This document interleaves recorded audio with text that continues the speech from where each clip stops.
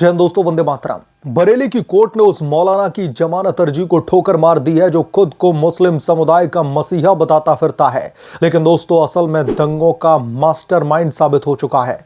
मौलाना तौकीर रजा खान नाम सुनते ही बरेली की उन जलती सड़कों की याद आती है जहां पर 26 सितंबर को उसके उकसावे ने शहर को आग के हवाले कर दिया था। पुलिस पर पथराव, फायरिंग, एसिड अटैक और अब कोर्ट ने दोस्तों साफ कह दिया है कि तुम जैसे उपद्रवी बाहर नहीं आएंगे। जज की कलम चली और तौकीर रजा खान की शाही दुनिया हिल चुकी है। फतेहगढ़ सेंट्रल जेल की सलाखों के पीछे वो बेचैन होकर के बिलबिला रहा है क्योंकि योगी आदित्यनाथ का बुलडोजर राज ने उसकी कमर तोड़ करके रख दी है। दोस्तों ये केवल एक जमानत खारिज नहीं हुई बल्कि कानून की उस जीत का प्रतीक है जो कहती है कि अगर उपद्रव करोगे, अगर उपद्रवीपन अपना दिखाओगे तो फिर कुचले भी जाओगे, और खास करके योगी के शासन में। आइए दोस्तों इस सनसनीखेज फैसले की पूरी दास्तान को खोलते हैं। कोर्ट रूम में तीखी बहस से लेकर के तौकीर की बर्बादी की कगार तक कोर्ट में क्या क्या दलीलें पेश की गई, किस बेसिस पर उसकी जमानत याचिका जो है वो खारिज की गई है, सब कुछ जानते हैं इस रिपोर्ट में। क्या दोस्तों ये उस विभाजक का अंतिम पतन है? ये मामला केवल एक जमानत याचिका का केस नहीं बल्कि एक ऐसे व्यक्ति का है जो सालों से सामाजिक सद्भाव को तार तार करने का काम करता आया है। तौकीर रजा खान इत्तेहाद मिल्लत काउंसिल यानी कि आईएमसी का मुखिया, उस पर 26 सितंबर को आई लव मोहम्मद पोस्टर विवाद के नाम पर धरना प्रदर्शन का आह्वान करने का आरोप लगा है। प्रशासन ने स्पष्ट मना कर दिया था, लेकिन तौकीर के उकसावे पर सैकड़ों लोग सड़कों पर उतर आए। नतीजा क्या निकला? पुलिस पर पथराव किया गया, पुलिस के अगेंस्ट में फायरिंग की गई, एसिड अटैक किए गए, शहर में दहशत का माहौल बना दिया गया। पुलिस ने दोस्तों आंसू गैस और लाठीचार्ज से हालात संभाले, लेकिन नुकसान हो चुका था। कोतवाली, बरादरी, प्रेमनगर, किला और कैंट थानों में 10 से ज्यादा मुकदमे दर्ज हुए जिसमें दंगा भड़काना, हत्या की साजिश, धमकी और उकसावे की धाराएं। तौकीर रजा को दोस्तों 27 सितंबर को गिरफ्तार करके जेल भेजा गया था और अब तक 80 से अधिक उपद्रवी कह लीजिए या फिर दंगाई कह लीजिए सलाखों के पीछे जा चुके हैं। बरेली की अपर सत्र न्यायाधीश अमृता शुक्ला की अदालत में हंगामा मच गया। तौकीर रजा समेत 6 आरोपियों, फैजान सकलैनी जो कि गुलाबनगर का है, ताकीम जो कि पंजाबपुरा का है, मुनीर इदरीसी जो कि बिहारीपुर का है और बिहार के पूर्णिया जिले के हरमैन रजा, वो अन्य की जमानत याचिकाओं पर सुनवाई हुई और ये दोस्तों उसकी पहली जमानत अर्जी थी जो वकीलों के जरिए दाखिल की गई थी, लेकिन कोर्ट ने कोई भी रहम नहीं दिखाई। फैसला जो आया है वो सभी याचिकाओं को नामंजूर कर दिया है।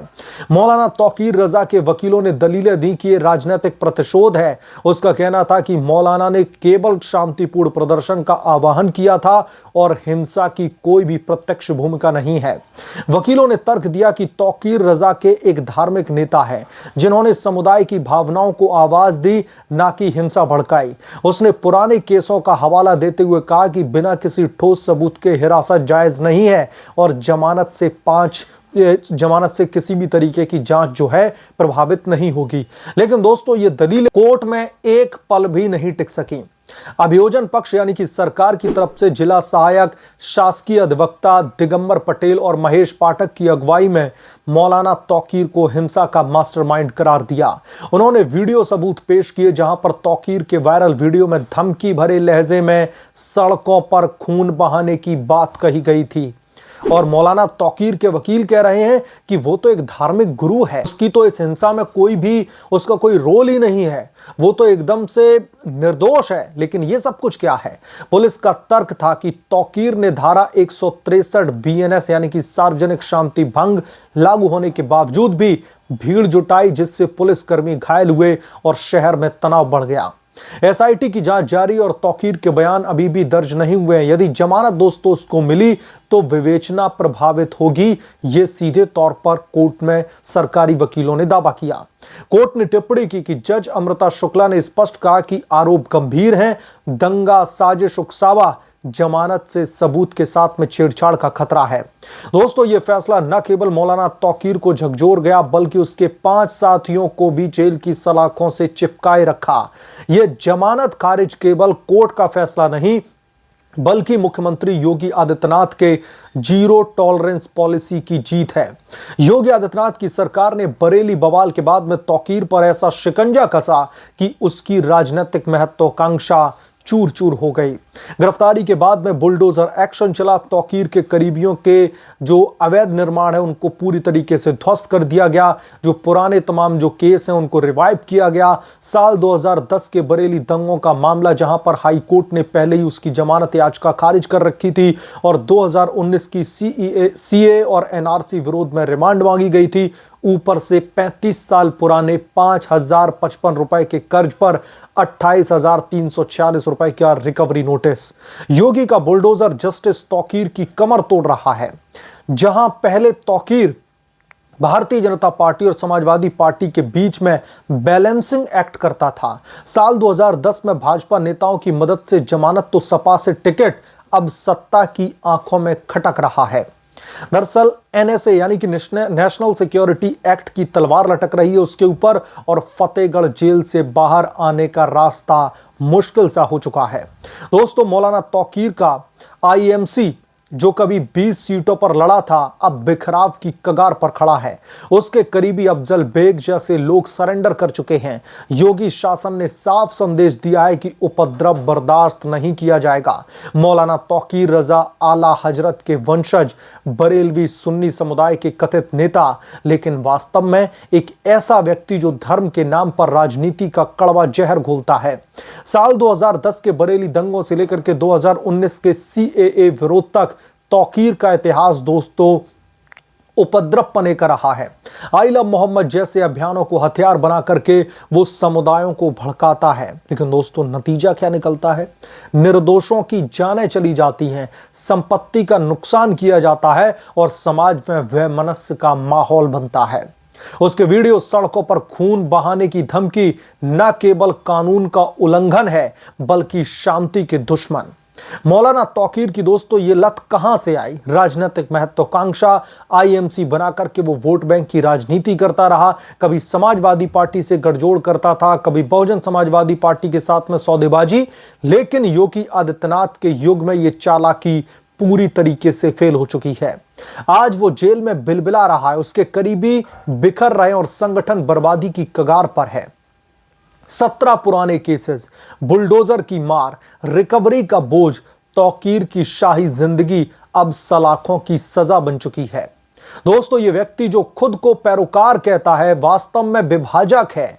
उसके उकसावे ने बरेली जैसे शहर को आग लगाने की कोशिश की, पुलिस कर्मियों को घायल कर दिया, समुदाय को बदनाम कर दिया। क्या दोस्तों समय नहीं आ गया है कि ऐसे नेताओं को आईना दिखाया जाए? कोर्ट का दोस्तों ये फैसला मौलाना तौकीर रजा की जमानत को खारिज करना दिखाता है कि एक कानून की बहुत बड़ी जीत है। योगी आदित्यनाथ के शासन ने साबित कर दिया है कि उपद्रवियों को किसी भी तरीके की छूट नहीं मिलेगी। लेकिन सवाल बाकी है कि तौकीर कब सुधरेगा, या फिर जेल की सलाखें ही उसकी बर्बादी का अंतिम अध्याय लिखेंगी। मौलाना तौकीर की जेल में डेंटिंग पेंटिंग हो रही है, इस बात से तो इनकार नहीं किया जा सकता। योगी बाबा के बुलडोजर एक्शन से पहले से ही वो और उसके करीबी थरथर कांप रहे हैं और योगी बाबा की डेंटिंग पेंटिंग पॉलिसी के तहत भी उसका इलाज बखूबी सलाखों के पीछे किया जा रहा है।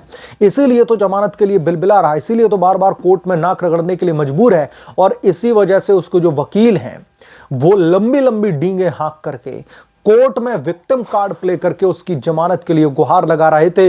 लेकिन सरकार की ओर से पेश हुए वकीलों ने कहा कि जिस तरीके का ये उपद्रवी टाइप का आदमी है ना, अगर ये जेल से बाहर आएगा तो यकीनन तौर पर इस केस के सबूत, इस केस के गवाहों के साथ में जो है छेड़छाड़ करेगा, गवाहों को धमकाने की कोशिश करेगा, सबूतों को टेम्पर करने की कोशिश करेगा, लिहाजा इसे जेल में ही रहना चाहिए। और उसके बाद में बरेली की कोर्ट ने बड़ा फरमान जारी करते हुए मौलाना तौकीर रजा को सलाखों के पीछे फिर से भेज दिया है। यानी कि खुले में हवा लेने के सपने देख रहा है, खुले में सांस लेने के सपने देख रहा है मौलाना तौकीर। लेकिन योगी के शासन में जिस तरीके से उसके ऊपर कानूनी हंटर चला है, जिस तरीके से जेल में उसकी डेंटिंग पेंटिंग की जा रही है, बुरी तरीके से मौलाना तौकीर रजा टूट चुका है। और जितने भी उसने दंगे किए हैं, चाहे साल 2010 में उसके ऊपर आरोप लगे और 2019 में सीए एनआरसी को लेकर के वो विवादों में आया, अब सबका हिसाब किताब योगी जी उससे ले रहे हैं। बहरहाल इस मामले को लेकर के आप क्या सोचते हैं, आपकी क्या राय है, कमेंट करके जरूर बताएं। जल्द मिलूंगा किसी दूसरे बड़े अपडेट के साथ में, तब तक के लिए धन्यवाद। अगर आप लोग चैनल पर नए हैं तो प्लीज चैनल को सब्सक्राइब करें और साइड बने बेल आइकन को जरूर प्रेस करें, ताकि जब भी मैं कोई बड़ी खबर लेकर के आऊं, कोई नया अपडेट लेकर के आऊं, तो इसकी जानकारी सबसे पहले आपको मिले।